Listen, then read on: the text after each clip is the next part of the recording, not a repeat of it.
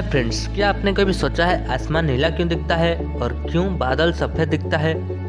सूर्योदय और सूर्यास्त में क्यों आसमान लाल हो जाता है और समुद्र की कलर क्यों नीला दिखता है? क्यों ऊंचा बिल्डिंग और मोबाइल टावर में लाल कलर की लाइट लगाया जाता है? इन सब घटना के पीछे में साइंस का एक बड़ा हाथ होता है, जो कि लाइट की स्कैटरिंग की वजह से संगठित होता है। इस वीडियो में हम दिखने वाले हैं लाइट का स्कैटरिंग क्या होता है और उसका इफेक्ट हमारे डेली लाइफ में कैसे काम करता है। जनरली हम लाइट को देख नहीं सकते हैं, लेकिन लाइट की वजह से हम हर चीज को देख सकते हैं। जब लाइट कुछ स्मॉल पार्टिकल पर टकरा कर हमारा आंख तक पहुंचता है, तब हमारा आंख में एक ऑप्टिकल इल्यूजन क्रिएट होता है। इसी प्रोसेस को हम स्कैटरिंग ऑफ लाइट कहते हैं।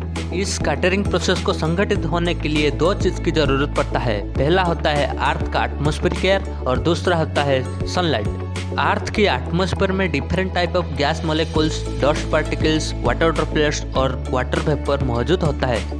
इन सब पार्टिकल की डायमीटर बहुत कम होता है, जो कि नैनोमीटर से मापा जाता है। एटमॉस्फेरिक एयर नाइट्रोजन और ऑक्सीजन जैसे मेन गैसेस से बनता है, जिसकी साइज करीब 0.4 नैनोमीटर के आसपास रहता है। अन्य तौर पर वाटर ड्रॉपलेट्स और डस्ट पार्टिकल की साइज करीब 1000 नैनोमीटर से अधिक होता है, जो कि विजिबल लाइट की वेवलेंथ से बहुत बड़ा होता है। इसी वजह से विजिबल लाइट एयर मॉलिक्यूल से टकराकर डिफरेंट डायरेक्शन पर स्कैटर हो जाता है और वाटर ड्रॉपलेट्स और डस्ट पार्टिकल की वजह से लाइट ऑब्जर्व होकर फिर से व्हाइट रेज में कन्वर्ट हो जाता है। एटमॉस्फेरिक एयर के बाद हम बात करते हैं सनलाइट के बारे में। सनलाइट में उभय विजिबल लाइट और इनविजिबल लाइट प्रेजेंट होता है। जनरली विजिबल लाइट हमारे आँख में दिखाई देता है और इनविजिबल लाइट को हम देख नहीं सकते हैं। Visible light red, orange, yellow, green, blue, Indigo और वायलेट जैसे 7 डिफरेंट कलर से बनता है। जब हम सनलाइट को एक प्रिज्म की मध्य से पास करते हैं, तब हम इस 7 कलर की लाइट को देख सकते हैं। इन सब लाइट की वेवलेंथ कलर के हिसाब से डिफरेंट होता है। इस विजिबल लाइट की वेवलेंथ करीब 400 नैनोमीटर से लेकर 700 नैनोमीटर तक होता है।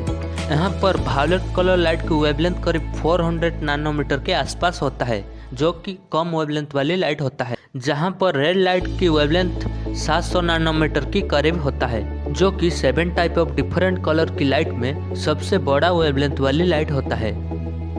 लाइट के उभय पार्टिकल और वेव फॉर्म की वजह से हम इसको डुअल नेचर ऑफ लाइट कहते हैं और लाइट की पार्टिकल को हम फोटोन पार्टिकल कहते हैं। सनलाइट में 7 कलर्स डिफरेंट अमाउंट के हिसाब से डिफरेंट डायरेक्शन को स्कैटर हो जाते हैं। इस process Rayleigh law of scattering के अनुसार संगठित होता है। इस लॉ के अनुसार amount of scattering is inversely proportional to the 4th power of its wavelength, यानी लाइट की स्कैटरिंग उसकी वेवलेंथ की 4th पावर के साथ इनवर्सली प्रोपोर्शनल होता है।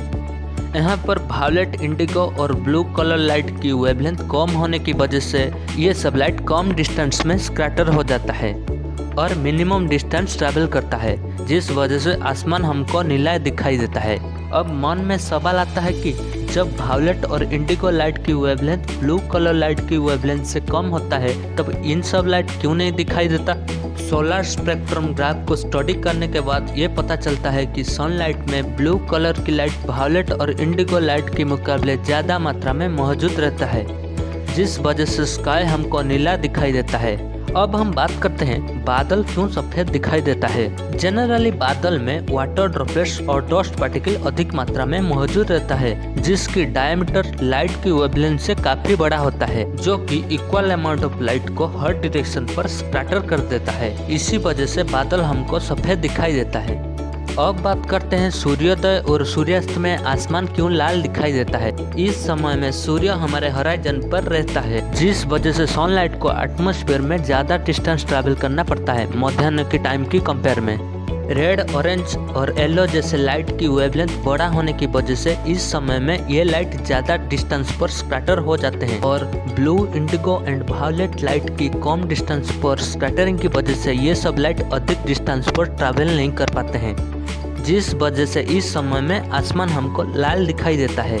इसी तरह सूर्य रोशनी की कम वेवलेंथ वाली लाइट जैसे कि वायलेट, इंडिगो और ब्लू समुद्र में स्कैटर हो जाते हैं, जहां पर अन्य कलर्स समुद्र में ऑब्जर्व हो जाते हैं, जिस वजह से समुद्र की कलर हमको नीला दिखाई देता है।